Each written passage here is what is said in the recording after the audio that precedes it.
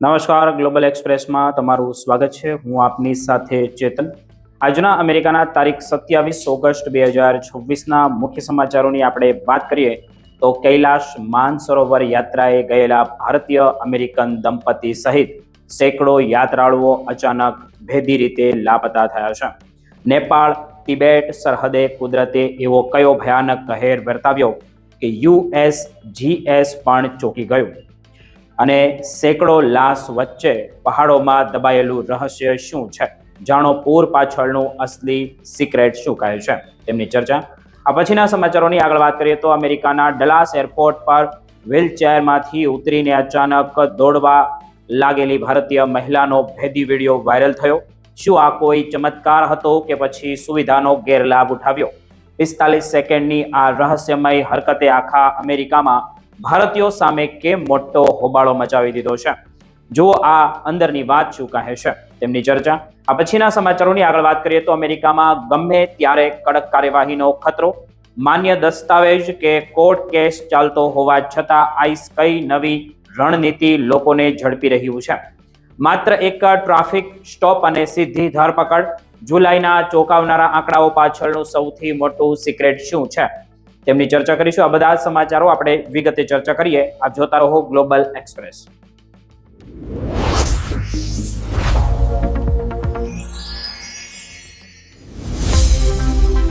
અમેરિકામાં રહેતા ભારતીય અને ખાસ કરીને ગુજરાતી પરિવાર માટે આ સમાચાર ચિંતા વધારી દે તેવા છે, કારણ કે પવિત્ર કૈલાશ માનસરોવરની યાત્રાએ ગયેલું ન્યુયોર્કનું એક ભારતીય અમેરિકન દંપતી વિનાશક પૂર અને ભૂસ્ખલન વચ્ચે ગુમ થયું હોવાની માહિતી સામે આવી છે. 65 વર્ષના રમેશ શર્મા અને 64 વર્ષની નીલમ શર્મા બંને અમેરિકાના ન્યુયોર્કમાં રહે છે અને અમેરિકન નાગરિક છે. તેઓ કૈલાશ પર્વત અને માનસરોવરના દર્શન માટે તિબેટ પહોંચ્યા હતા, પરંતુ નેપાળ અને તિબેટની સરહદ પાસે અચાનક આવેલા ભયાનક ફ્લેગ ફ્લડ અને ભૂસ્ખલનને સમગ્ર વિસ્તારને જોઈએ તો તબાહ કરી નાખ્યો છે. સૌથી ચોંકાવનારી વાત તો એ છે કે આ આપત્તિમાં માત્ર આ દંપતી જ નહીં, પરંતુ સેંકડો પ્રવાસીઓ અને તીર્થયાત્રાનો સંપર્ક પણ તૂટી ગયો છે. રમેશ અને નીલમની પુત્રી ડોક્ટર રાધિકા શર્માએ સોશિયલ મીડિયા પર ભાવુક અપીલ કરીને માતા પિતાની ભાળ મેળવવા માટે મદદ માંગી છે.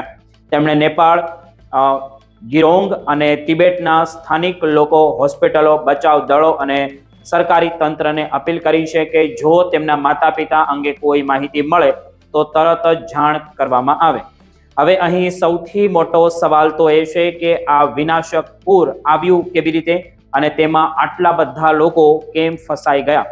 નેપાળના સત્તાવાળાઓ અનુસાર 400થી વધુ પ્રવાસીઓ ગુમ થયા હતા, જેમાં લગભગ 340 વિદેશી નાગરિકો હોવાનું જણાવાઈ રહ્યું છે.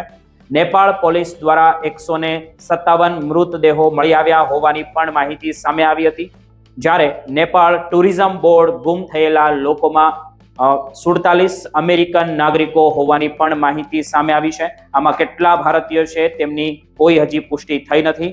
આ ઉપરાંત કૈલાશ યાત્રા પર ગયેલા 133 ભારતીય તીર્થયાત્રીઓ પણ ગુમ થયેલા લોકોમાં સામેલ હોવાનું પણ જણાવાઈ રહ્યું છે. એટલે અમેરિકામાં રહેતા ભારતીય પરિવાર માટે આ સમાચાર વધુ ગંભીર બની જાય છે, કારણ કે આ યાત્રામાં મોટી સંખ્યામાં અમેરિકન ભારતીયો જોડાયા હતા. બીજી તરફ તિબેટના જે ગિરોંગ કાઉન્ટીમાં પણ સ્થિતિ અત્યંત ગંભીર હોવાનું પણ ચીનના સરકારી પ્રવાસકર્તાએ જણાવ્યું છે, જ્યાં પૂર અને ભૂસ્ખલનને કારણે 3 લોકોના મોત થયા છે અને 265 લોકો ગુમ થયા છે. આ આપત્તિ પાછળનું કારણ પણ એટલું જ ભયાનક છે. નેપાળના ડિઝાસ્ટર મેનેજમેન્ટ સત્તાવાળાઓ મુજબ રસુવાગઢી બોર્ડરથી આશરે 12 માઇલ ઉત્તર પૂર્વ લહેંદે નદી વિસ્તારમાં ગ્લેશિયરનો બરફ અને ખડકોનો મોટો જથ્થો તૂટી પડ્યો અને ત્યારબાદ પાણી, કાદવ અને પથ્થરોનું જોરદાર પૂર નીચેથી તરફ ઘસી આવવું.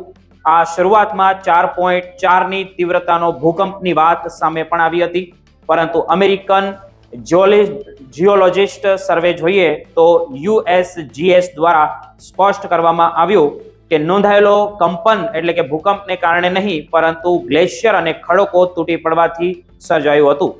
પૂરના જે પ્રવાહે રસ્તો, પુલ અને મકાનો અને હાઇડ્રો પાવર પ્રોજેક્ટને ભારે નુકસાન પહોંચાડ્યું છે અને રસુઆ જિલ્લાના અનેક ગામોમાં બહારની દુનિયા સાથેનો સંપર્ક પણ તૂટી ગયો છે અને સ્યાપ્રુ જે બેસી અને તુમેર જેવા વિસ્તારોમાં પણ બચાવ કામગીરી પણ મુશ્કેલ બની છે, કારણ કે હેલિકોપ્ટર પણ સરળતાથી લેન્ડ થઈ શકતા નથી. મોબાઈલ નેટવર્ક, વીજળી અને ટેલિકોમ સેવાઓ ઠપ થતા પરિવારજનો માટે જે પોતાના સ્વજનોનો સંપર્ક કરવો પણ અત્યારે મુશ્કેલ બની ગયો છે.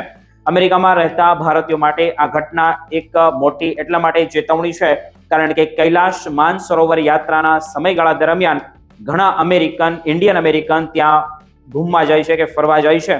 આ વિસ્તારમાં મોટી સંખ્યામાં ભારતીય અને વિદેશી યાત્રાળુઓ પહોંચે છે. વૈજ્ઞાનિકો લાંબા સમયથી કહી રહ્યા છે કે હિમાલય વિસ્તારમાં વધતું તાપમાન, ગ્લેશિયર તૂટવા અને ફ્લેશ ફ્લડ અને ભૂસ્ખલનનું જોખમ વધારી રહ્યું છે. એટલે હાલની સૌની નજર બચાવ કામગીરી અને ગુમ થયેલા યાત્રાળુઓની શોધ પર છે. અને ખાસ કરીને ન્યુયોર્કમાં જે શર્મા પરિવાર માટે સૌથી મોટી આશા એ જ છે કે રમેશ શર્મા અને નીલમ શર્મા સુરક્ષિત હોય અને વહેલી તકે તેમની ભાળ પણ મળી જાય.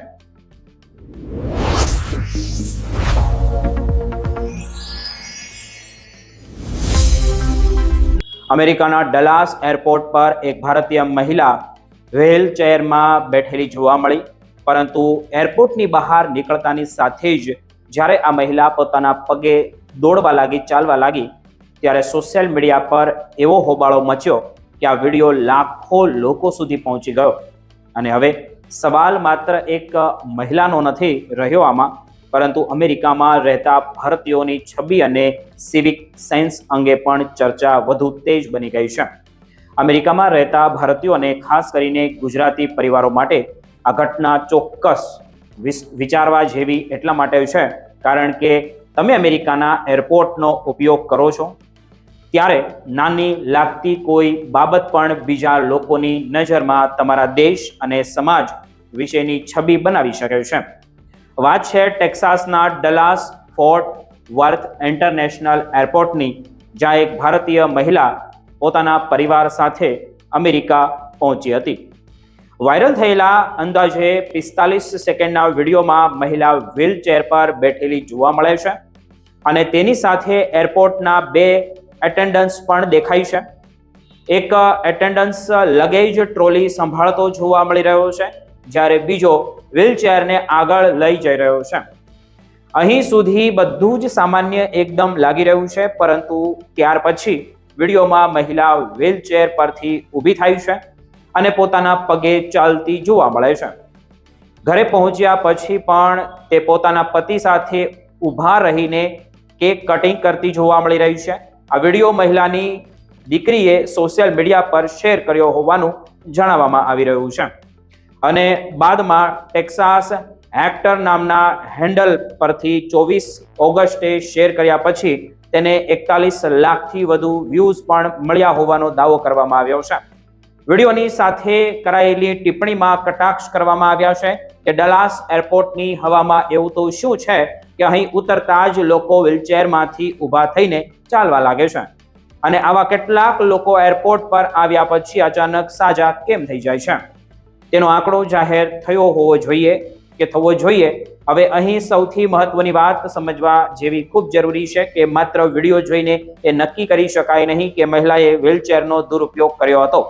કોઈ વ્યક્તિને લાંબુ અંતર ચાલવામાં મુશ્કેલી હોય, થાક લાગતો હોય, ઉંમર વધારે હોય અથવા તો એરપોર્ટમાં લાંબુ ચાલવું મુશ્કેલ લાગતું હોય તો તે વ્હીલચેર આસિસ્ટન્ટ લઈ શકે છે તેવી એક કાર્યવાહી પણ તેમાં થાય છે અને પછી થોડું અંતર પોતાના પગે ચાલી શકે છે. પરંતુ આ જ વિડીયોને કારણે સોશિયલ મીડિયા પર ઉગ્ર ચર્ચા શરૂ થઈ ગઈ છે. કેટલાક વિદેશી યુઝર્સ અને ભારતીય મુસાફરો પર ગંભીર ટિપ્પણીઓ પણ કરી અને આરોપ લગાવ્યો છે કે કેટલાક લોકો સુવિધાનો ગેરલાભ અમેરિકાની અંદર કાયદેસર રીતે જોઈએ તો લઈ રહ્યા છે. કેટલાક લોકોએ તો વ્હીલચેર સર્વિસ પર જ સવાલ ઉઠાવ્યો અને બીજી તરફ કેટલાક ભારતીય યુઝર્સ બચાવ કરતા કહ્યું કે ભારતથી અમેરિકા આવતા વૃદ્ધ માતા પિતા માટે એરપોર્ટનું મોટું અંતર, ભારે લગેજ અને ભાષાની મુશ્કેલી ખૂબ જ મુશ્કેલ બની શકે છે. એટલે વ્હીલચેર આસિસ્ટન્ટ લેવી હંમેશા છેતરપિંડી ન ગણી શકાય, પરંતુ આ ઘટના અહીં પૂરતી નથી થતી. અમેરિકામાં રહેતા ભારતીય આપણે એક વાત તો યાદ રાખવી પડશે કે ભારત અને અમેરિકા બંનેની જાહેર જગ્યાઓની સંસ્કૃતિ ઘણી જ જોઈએ તો અલગ અલગ છે. ભારતમાં કોઈ બાબત સામાન્ય માનવામાં આવતી હોય, પરંતુ અમેરિકામાં એ જ વર્તન અસંસ્કારી અથવા તો બેદરકારી ભર્યું કે પછી સિવિક સેન્સ વાળું ગણવામાં આવે છે. એરપોર્ટ પર મોટા અવાજે વાત કરવી, જરૂર વગરનું વ્હીલચેર કે અન્ય સુવિધા લેવી, કે પછી પ્રવાસી સ્થળો પર રેલ બનાવવા માટે રસ્તો રોકવો અને અન્ય લોકોને મુશ્કેલી પડે તેવી રીતે વર્તન કરવું, આવી નાની નાની બાબતો સોશિયલ મીડિયા પર અત્યારે જોઈએ તો યુગની અંદર સેકન્ડોમાં જ વાયરલ થઈ જતી હોય છે. એટલે અમેરિકામાં રહેતા ભારતીય અને ગુજરાતી મિત્રો, આ વાત માત્ર એક મહિલાની નથી રહી. આ ઘટના સાચી હોય કે ખોટી હોય તેમાંથી આપણે એટલું જ અમેરિકામાં રહીને શીખી શકીએ કે જ્યાં રહીએ છીએ ત્યાંના નિયમો, જાહેર સુવિધાઓ અને બીજા લોકોના અધિકારોનું સન્માન કરવું જોઈએ. કારણ કે વિદેશમાં આપણી દરેક નાની હરકત માત્ર આપણી ઓળખ નથી બનતી, પરંતુ ઘણી વખત લોકો તેને આખા ભારતીય સમુદાય સાથે જોડીને જોતા હોય છે, ખાસ કરીને અમેરિકન લોકો. અને કદાચ આ જ કારણ છે કે ડલાસ એરપોર્ટનો આ 45 સેકન્ડનો વિડીયો આજે માત્ર એક વાયરલ વિડીયો નથી રહ્યો, પરંતુ ભારતીયોની સિવિક સેન્સ પર ચાલી રહેલી મોટી ચર્ચાનું કારણ બની ગયો છે.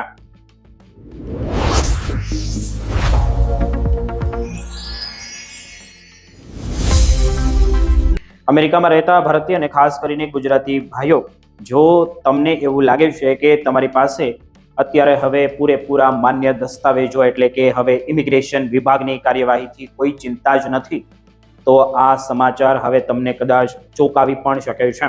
ભલે તમે વર્ષોથી અમેરિકામાં રહેતા હોય, કારણ કે અમેરિકામાં ઇમિગ્રેશન એન્ફોર્સમેન્ટની કાર્યવાહી ફરી એકવાર નવા સ્તરે પહોંચી હોવાના અહેવાલો સામે આવ્યા છે. જુલાઈ 2026માં લગભગ 50,000 જેટલા ગેરકાયદેસર ઇમિગ્રેન્ટ્સની ધરપકડ કરવામાં આવી હોવાના દાવાઓ સામે આવ્યા છે. અને આ આંકડો ટ્રમ્પના બીજા કાર્યકાળમાં એક જ મહિનામાં થયેલી સૌથી મોટી ધરપકડનો એક હોવાનું જણાવાઈ રહ્યું છે. જો એસોસિએટ પ્રેસના જે અહેવાલને ટાંકીને સામે આવેલી માહિતી જોઈએ તે પ્રમાણે જુલાઈમાં કુલ 49,571 લોકોની ધરપકડ થઈ હતી, જ્યારે એપ્રિલમાં આ સંખ્યા 43,021 અને ડિસેમ્બર 2025માં 40,177 હતી. એટલે આ થોડા જ મહિનામાં આઈસની કાર્યવાહી કેટલી ઝડપીથી વધી રહી છે અને તેનો અંદાજ આ આંકડાથી પણ લગાવી શકાય છે. હવે અહીં સૌથી મહત્વની વાત અમેરિકામાં રહેતા ભારતીયો અને ગુજરાતીઓ માટે એટલા માટે મહત્વની છે કારણ કે આ કાર્યવાહી માત્ર ગંભીર ગુનાના આરોપો સુધી મર્યાદિત રહી નથી. મળતી માહિતી પ્રમાણે ધરપકડ કરાયેલા લોકોમાં એવા લોકોનો પણ સમાવેશ અત્યારે તેના થઈ રહ્યો છે જેમનો કોઈ ક્રિમિનલ રેકોર્ડ નથી, કે જેણે કોઈ ગુનો જ કર્યો નથી, કે તે ગેરકાયદેસર છે, કે ઇમિગ્રેશનમાં તે બરાબર તેમના દસ્તાવેજો નથી અને જેમના અસાયલમ અથવા તો અન્ય ઇમિગ્રેશન કેસ કોર્ટમાં ચાલી રહ્યા છે. જુલાઈમાં લગભગ 6,500 જેટલા લોકોને સ્થાનિક પોલીસની મદદથી પકડવામાં પણ આવ્યા હોવાનો દાવો છે, જે કુલ ધરપકડના આશરે 13% જેટલા થાય છે. અગાઉ આ પ્રમાણે લગભગ 5% જોઈએ તો હતું અને હવે એટલે ટ્રાફિક સ્ટોપ કે પછી સ્થાનિક પોલીસ સાથેનો સંપર્ક પણ કેટલા લોકો માટે આઈસ સુધી પહોંચવાનું કારણ બની શકે.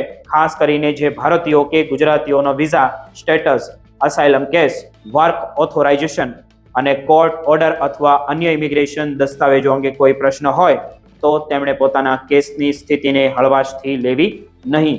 પરંતુ અહીં એક ખૂબ જ મહત્વની સ્પષ્ટતા પણ કરવી ખૂબ જરૂરી છે કે ધરપકડ એટલે તરત જ ડિપોર્ટેશન થઈ જવું એવું હોતું નથી. 49,571 લોકો પકડાયા હોવાનો આંકડો લગભગ સામે આવ્યો છે અને તેમાંથી ખરેખર કેટલા લોકોને અમેરિકાથી બહાર મોકલવામાં આવ્યા તેની ચોક્કસ સંખ્યા પણ અલગ અલગ બાબત ગણી શકાય. આ દરમિયાન ફેબ્રુઆરી 2026માં લગભગ 29,241 લોકોની ધરપકડની સરખામણીમાં જુલાઈનો આંકડો લગભગ 70% જેટલો વધારે હોવાનું પણ જણાવાઈ રહ્યું છે. એટલે આઈસની કામગીરીમાં ઝડપથી વધારો થઈ રહ્યો છે. આ વધારા પાછળ નવા એજન્ટોની ભરતી, સ્થાનિક પોલીસ અને સાથેનો સહયોગ જે છે તે ખાસ રીતે દેખાઈ રહ્યો છે અને ઇમિગ્રેશન એન્ફોર્સમેન્ટની બદલાયેલી નીતિ જેવા કારણો દર્શાવવામાં આવી રહ્યા છે. ખાસ કરીને રિપબ્લિક રાજ્યોમાં જોઈએ તો સ્થાનિક પોલીસની ભૂમિકા વધી રહી હોવાના અહેવાલો સામે આવ્યા છે અને કહેવાય રહ્યું છે, જ્યારે ડેમોક્રેટિક રાજ્યોમાં ફેડરલ એજન્ટો દ્વારા જે ટાર્ગેટેડ રેડ અને ટ્રાફિક સ્ટોપ જેવી કાર્યવાહી કરવામાં પણ આવી રહ્યું છે. બીજી તરફ ઇમિગ્રેશન કોર્ટમાંથી ડિપોર્ટેશન ઓર્ડરમાં પણ મોટો વધારો જોવા મળી રહ્યાના અહેવાલો સામે આવી રહ્યા છે. એટલે અમેરિકામાં રહેતા ભારતીય અને ગુજરાતીઓ માટે સૌથી મોટો સંદેશ તો એ જ છે કે તમારા ઇમિગ્રેશન દસ્તાવેજો, કોર્ટની તારીખ અને કાયદાકીય સ્થિતિ અંગે બેદરકારી ન રાખો. ખાસ કરીને અસાઇલમ પેન્ડિંગ હોય, વિઝા ઓવરસ્ટે થયો હોય, કોર્ટમાં કેસ ચાલતો હોય અથવા કોઈ જૂનો ઇમિગ્રેશન ઓર્ડર હોય તો નિષ્ણાંત ઇમિગ્રેશન એટર્ની પાસેથી તમારી સ્થિતિ સમજવી વધુ સલામત રહે છે. કારણ કે આજે અમેરિકામાં ઇમિગ્રેશન એન્ફોર્સમેન્ટ માત્ર ચર્ચાનો વિષય નથી રહ્યો, પરંતુ હજારો લોકો માટે વાસ્તવિક કાયદાકીય કાર્યવાહી બની રહ્યું છે. અને આવનારા સમયમાં આ કાર્યવાહી વધુ કડક બનશે કે નહીં તેના પર હવે લાખો ઇમિગ્રેટ્સની નજર છે.